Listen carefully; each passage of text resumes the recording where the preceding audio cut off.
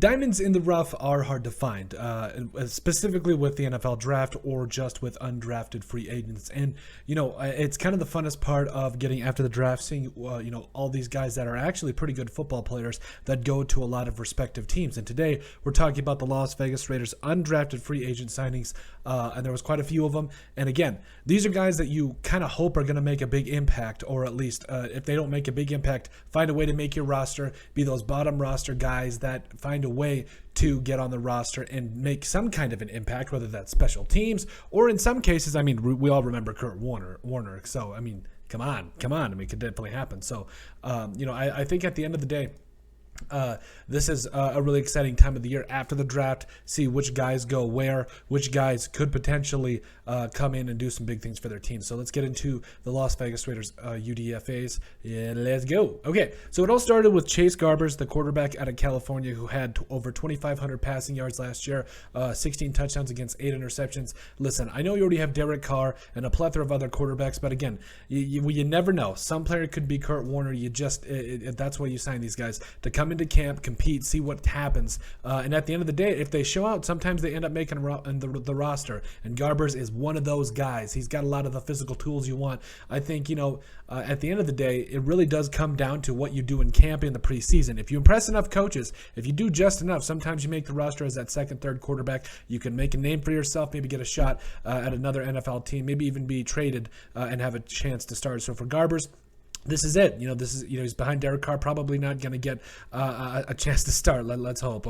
But I think, let's hope because of Derek Carr's abilities, and plus he's the best chance for the Raiders to win right now. But Garbers, I hope he does get his opportunity because you never know, and he's got some physical tools that you really like. So this is a tremendous signing. That's kind of what you do. You bring in these guys that they do show out in college, maybe smaller school guys, and just see what they can do in the NFL. And that's what camp is for, rookie camp, whatever it is. The next one was wide receiver Justin Hall out of Ball State, had 61 catches for over 613 yards last year and 5 touchdowns. I really like this signing. Those, like we said, smaller school guys that find a way to make an impact. And I think the Raiders are in a special spot right now where they do need some guys to come in right away and do something. They need a guy on the wide receiver, specifically edge. I know you already have Devontae Adams. You already have a guy like Hunter Renfrow. But at the end of the day, you do want guys on the bottom end of your roster to be able to come in and do something. And whether that's, again, whether that is just on special teams or if they come in and catch a couple passes, that's all really nice and fine and dandy. So you never really know. We'll have to see how this all pans out, and that's kind of, again, the exciting part about bringing in these wide receivers. Another wide receiver, Trey Turner, I believe he was going to sign with the Vikings, and then he goes to the Raiders. Come on. It is what it is, but I wish him nothing but the best. But he was a guy that had 40 catches, 617 yards, and 12 touchdowns last year. I'm really intrigued by this guy. I think he could do a lot of good things for the Raiders, potentially as that 3, 4, or 5, whatever wide receiver. But I think at the end of the day, I'm going to quit saying at the end of the day because it gets annoying. I know. But coming out of Virginia Tech, a guy that's 6'2", $190, got a lot of the physical attributes that you like. We'll see what it does come down to. I'm excited. I think that's really what these guys are for. Make an impact, get on special teams, gunners, hit somebody, do something. Somebody hit somebody. Division III college football's finest reference there. You gotta love it. Then tight end Cole Fotheringham out of Utah.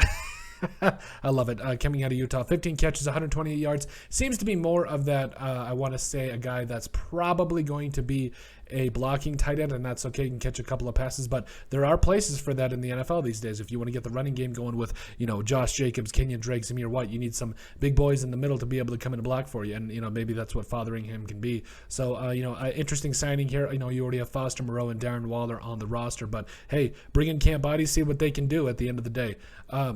There it is again. Anyway, moving on down the list here, you see a guy that I am actually really excited about, Bamidele Olaseni. Bam Adili Olaseni. There we go. Okay, so started 11 to 14 games last year. A mountain of a man. He came out of Utah, by the way. I forgot to put that. But, you look at his size. He's like, what, 6'7", 6'8", in that, 310, 320 range, whatever it is. He's got the size. He's got the length. He's got a lot of different things going for him. He's also an older prospect, which, not ideal. But he is that guy that if you watch him on tape, he had to go against guys like, Kayvon Thibodeau, Drake Jackson. You really like what you saw and how he held up there, because he's a guy that, specifically with his size, that's what you look for with guys at left tackle. He is exactly what you want. He's 6'8", 339, excuse me. So originally from London, England, did find his way and playing for Utah. I believe he came from a JUCO college. I think it was Garden City, if I'm not mistaken. But he's a guy that, he's probably going to be on the practice squad, or at least in that facet of that for at least, I would say, the next year or two. And by then it's tough because he's 27, 28. But I think he is a guy that swing backup tackle, and if he has to see the field, until Colton Miller or whoever gets back, that's, I think he can hold his own. He did it against Thibodeau. He did a lot against, Arnold Ekabidi. I never know how to say his name, but he went against some quality pass rushers and held his own. That's all you can ask from a guy. And if a undrafted free agent comes into camp and earns a spot on the roster, which I think he's got a shot to, I think he's probably going to have to redshirt this year and then come back next year. If that guy comes in and is your backup tackle and is respectable enough for that you trust him, if a guy like Colton Miller is out, boom, love the value.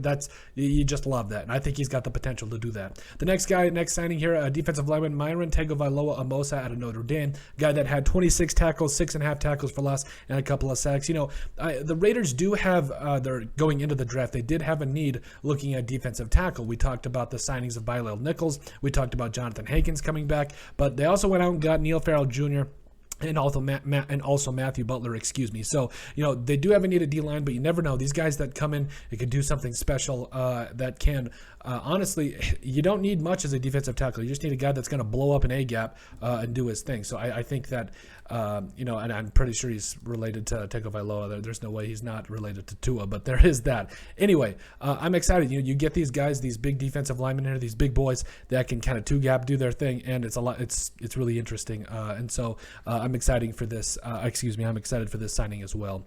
Linebacker Darian Butler out of Arizona State. I think we had somebody in our comment section say that his linebacker coach was a coach up at Arizona State. I love it.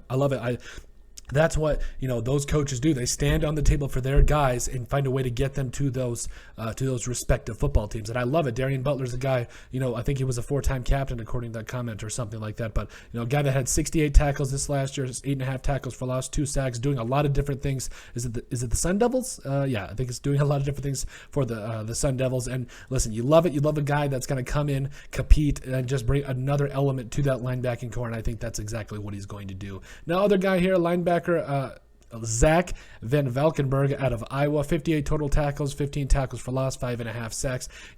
This is an interesting guy. When you watch him on tape, I love those Iowa boys. I really do. You talk about those heart and hustle guys that just come in every single snap and do something special. Did play a little bit of D-line, so it's kind of weird that he is listed as a linebacker here, but maybe he could play linebacker. I specifically think he's going to play in that D-end nose kind of a area here, but I think if you can move him, either one, position flexibility is everything. So I think if you can bring him in at 5.5 sacks, that's what really excites me. A guy that has a high motor that just continues to bring it every single snap. I love it. I think he's going to do a lot of good things. He could make the roster. We never know. It's a battle of the defensive tackles, a battle of the big boys. How's he going to do? We'll have to see. Next up, corner Sam Webb out of Missouri Western, 30 total tackles last year, 2 forced fumbles. Again, another guy that's going to be a camp body. Listen, the Raiders need help at corner, specifically they need a guy that's going to be a shutdown guy. I don't know how that's going to look moving forward, because obviously you got guys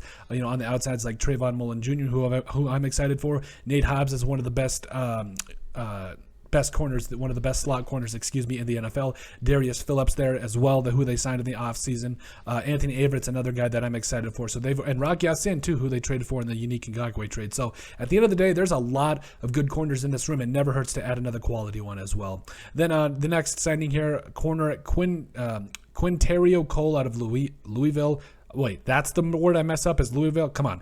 86 total tackles, 5 tackles for loss, also had a pick. If you watch him, he's a bigger corner, and I really like what I see from those bigger corners. Those guys that could maybe he can move over to safety. Who knows? And that was kind of what we saw with Bryce Crosby and Isaiah Pola-Mao, or Mao, excuse me. We'll get to those guys in a second. But those bigger corners that are, that 6'2", 200-pound range that could be that third safety, because we know it. We know it that Patrick Graham likes to do a lot of different things with that third safety. So I'm excited for it. Again, a guy that had 86 tackles as a corner. That's impressive. Yeah, now, usually that means the guy that he's guarding is catching the football, but at the same time, I felt from what I've seen, he was a guy that was not afraid to get down and dirty into the run game as well. Next signing, Bryce Cosby out of Ball State, safety, 108 tackles last year, 11 and a half tackles for loss, 4 sacks, and 2 interceptions. This guy could be a Swiss Army knife. I'm excited. Watch this guy on tape. He carries a swagger. He carries that thump behind him. I'm excited to see what he does for the Raiders here. Again, Patrick Graham, I know that they're going to bring in competition for these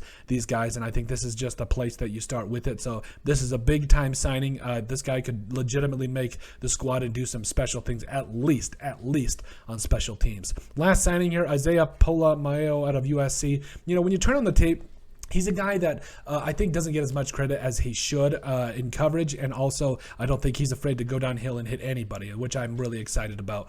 So again, you're adding another guy here, corners and safeties, positions of need, guys that you don't necessarily need to start, but hey, you just see what they got. You see if they can come in and do a lot of different things for you, because that is the purpose of an undrafted free agent. Are they going to be in that mold of a special teamer, or do they have a chance to start? There's a couple of here guys that I think definitely could, and overall I'm really excited to see how it all does unfold. But that's it. Those are the 2022 Las Vegas undrafted free agent signings. Let us know what you guys think. Make sure you guys like and subscribe down below. Leave a like and a comment. It helps people find the show. We greatly appreciate all the support that we've gotten and continue to get. You guys are all truthfully awesome. We love every single one of you. In the description down below, you'll find all of our social media platforms. So, whoa, focus up. You'll give us all the social, give us a like and a follow on all social media. Also, remember to give us a listen and sub on iTunes. And finally, at the end of the day, remember to also, if you have anything else you'd like us to cover, send us an email at thesportsbp@yahoo.com or put in the comment section down below, and we would love to cover it. But let us know what you guys think about the 2022 Las Vegas Raiders undrafted free agent signings.